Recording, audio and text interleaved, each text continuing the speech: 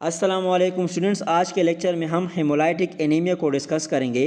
Hemolytic anaemia वो condition है जिसमें रेड ब्लड सेल की लाइसिस होती हैं, रेड ब्लड सेल की स्प्लिटिंग होती हैं। तो increase red blood cell lysis की वजह से रेड ब्लड सेल का लेवल बॉडी में डिक्रीज हो जाता है और as a result anaemia appear हो जाती हैं।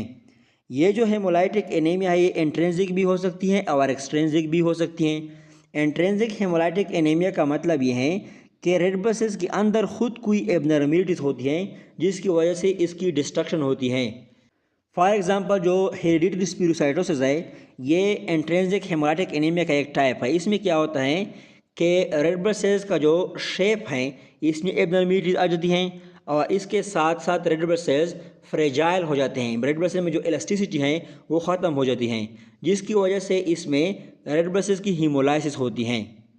तो वो कंडीशन जिसमें रेड ब्लड सेल्स में खुद कोई एबनॉर्मलिटीज़ प्रेजेंट हो और इसकी वजह से इसको हीमोलाइसिस हो उसको इंट्रिंसिक हेमोलाइटिक एनीमिया कहते हैं। दूसरा जो टाइप है वो है extrinsic haemolytic anaemia. Extrinsic hemolytic anaemia वो कंडीशन है जिसमें रेड ब्लड सेल्स के अंदर खुद कोई एबनॉर्मलिटीज़ प्रेजेंट नहीं होती बल्कि आउटसाइड फैक्टर की वजह से रेड ब्लड सेल की लाइसिस होती हैं। जैसे कि for example auto immuno haemolytic anaemia.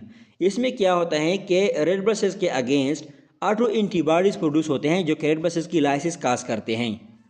Haemolytic anaemia में जो हेमालिसिस होती हैं वो टू टाइप्स की होती हैं। एक है एक्स्ट्रावास्कुलर हेमालिसिस और दूसरा है इंट्रावास्कुलर हेमालिसिस।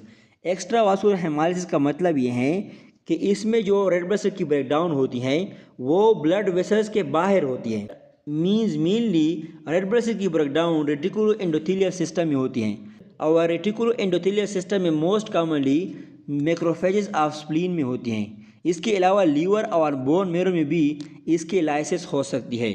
अब जब हम इसको लैब में देखते हैं तो हमें क्या नज़र आता है, हमें इंक्रीज रेटिकुलोसाइट नज़र आते हैं क्योंकि जब रेड ब्लड सेल की इंक्रीज डिस्ट्रक्शन होती हैं तो इसके रिस्पांस में बॉडी लार्ज अमाउंट में रेड ब्लड सेल की प्रोडक्शन स्टार्ट कर लेता है।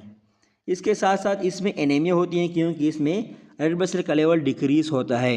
जाइंटिस इसमें इस वजह से होती हैं क्योंकि इसमें जो हीमोग्लोबिन है उसकी लाइसिस हो जाती हैं जिसकी वजह से लार्ज अमाउंट में बिलिरुबिन की फॉर्मेशन हो जाती हैं और ये बिलिरुबिन का जो अमाउंट है ये इतना लार्ज होता है कि लीवर इसको कंजुगेट नहीं कर सकता। तो इसमें मेनली अनकंजुगेटेड हाइपर बिलिरुबिनेमिया हो जाती है। मींस अनकंजुगेटेड बिलिरुबिन का लेवल ब्लड में इंक्रीज हो जाता है।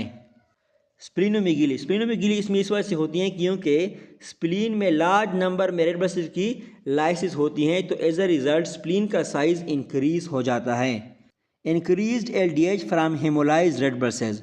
रेड ब्लड सेल की हेमालिसिस की वजह से लार्ज अमाउंट में एलडीएच इससे रिलीज होता है और वो ब्लड में एंटर करता है तो एज अ रिज़ल्ट एलडीएच का लेवल इसमें इंक्रीज होता है।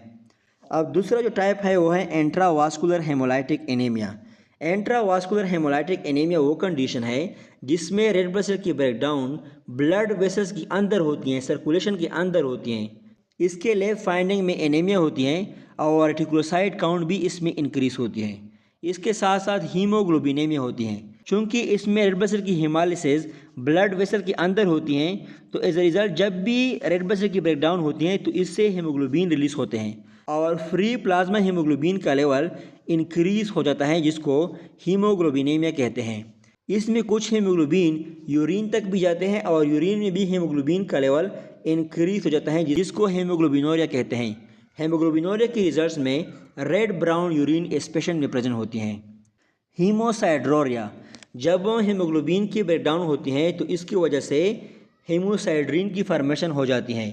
यही हीमोसाइड्रिन की कंसनट्रेशन जब यूरिन में इंक्रीज हो जाती है तो इसको हीमोसाइड्रोरिया कहा जाता है।